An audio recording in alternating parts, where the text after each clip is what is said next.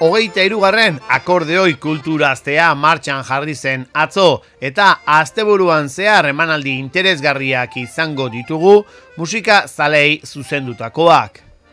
Atzo lehen emanaldia joan den urtean Arrasateko lehiaketan saritutako musikariak eskaini zuten eta gaur ostirala arratsaldeko 8:00 musika plazan izango dugu emanaldia. Oraingo honetan Isidro Larrañaga akordeoi orkestraren eskutik.